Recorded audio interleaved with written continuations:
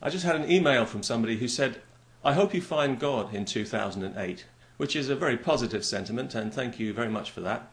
However, I hope you're wrong about it because, well, from what I've heard about God and the way he likes to do things, and particularly the kind of people that he tends to attract, well, all these things have combined to make me hope that he stays as far away from me as humanly or inhumanly possible. We are talking, of course, about the God of the desert, the God of death. And we know that all three desert dogmas are variations on the same death cult. And they all worship this same God of supposed love and benevolent mercy, which is presumably why they hate each other with such a violent passion.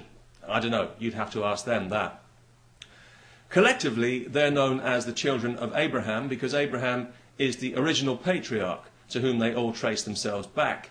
In fact, without Abraham's influence, there's a chance that none of these dogmas would even exist today, which makes me wish there was some way that I could travel back in time and give him a severe talking to. You stupid idiot, I'd say. Couldn't you foresee what would happen?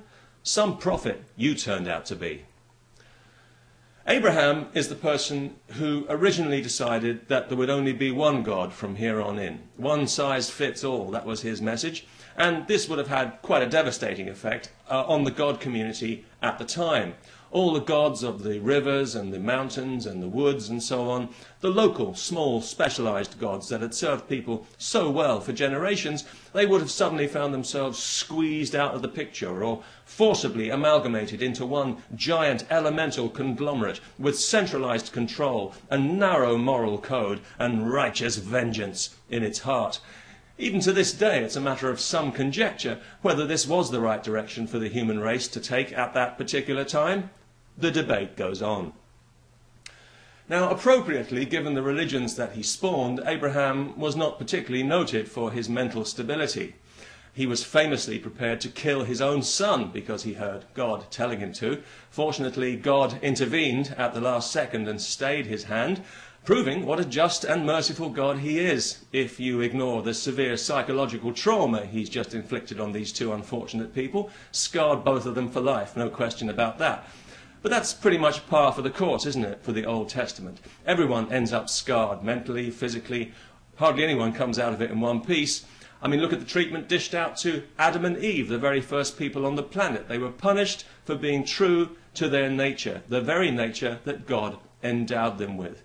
He knew they were curious. He knew they had to be curious to survive. So he knew that they would eat that apple. You know, a cynical person might start to suspect that God only created us in the first place in order to punish us. Because this is the first lesson we learn in Genesis, that being human is a sin. We were punished and driven from paradise for the sin of being true to our nature. But we pulled ourselves together and we started on the Tower of Babel because we wanted to get up to heaven and have a look around. We were being curious, doing what comes naturally. But God didn't like that much either, so he punished us by destroying our language. So here we are, we're barely just a few pages into the Bible, and already we've taken two massive body blows from our loving and merciful God. Shortly after this, he floods the entire planet because somebody must have looked at it in the wrong way. He does tip off one person to build a boat because obviously he doesn't want everyone wiped out, otherwise there'd be nobody left to punish. Now, I can understand somebody reading the Bible for pleasure because it's arguably a great work of literature. It's certainly an interesting cultural artifact, but it's not the Word of God, and it's really time that we stop pretending that it is, or even that it might be. God is the main character in the book, and if you read it, you will quickly see this. He's an interesting personality, if a little crudely drawn. He's basically an attempt to put a human face on the creative life force. But unfortunately, we've saddled him with all our own petty prejudices and made him a bit too human for our own good. Because one thing I've noticed is that being human really only works for humans. It doesn't transfer at all well to deities. Human gods tend to be willful, violent and unpredictable in a shallow, ego-driven kind of way. The only thing boundless about them is their eagerness to take offence, like so many of the sensitive souls who worship them. But if you're looking for offence, well then look no further than the Bible, surely one of the most offensive books that you could read.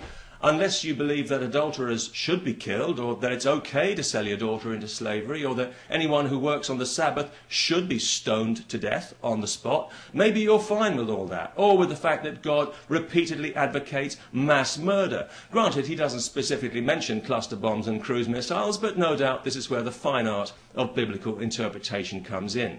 This guy's got a track record that would make Saddam look like Gandhi. In Deuteronomy 13, according to God, if you hear of a city where another god is worshipped, you must kill everybody in that city, men, women, children, babies, even cattle, and then you must burn that city to the ground. Oh, and by the way, thou shalt not kill. So I hope you can see why it is that I have trouble embracing this God of the desert, this God of death that you seem to be so fond of. And I hope you can understand why it is that I want absolutely nothing to do with him, whether he exists or not. I simply don't share his values. I find them to be quite literally inhuman. So I really don't care what he's got to say about anything. And if he came clumping down from heaven right now in a big pair of hobnail boots, waving the book of Judges in my face, I'd simply tell him what I tell every other evangelizing prick I meet. No thanks, I'm not interested in your phony salvation. I prefer damnation. Now piss off, I've got some sinning to do. Peace, if that's not too blasphemous. Wouldn't want to hurt anybody's precious feelings.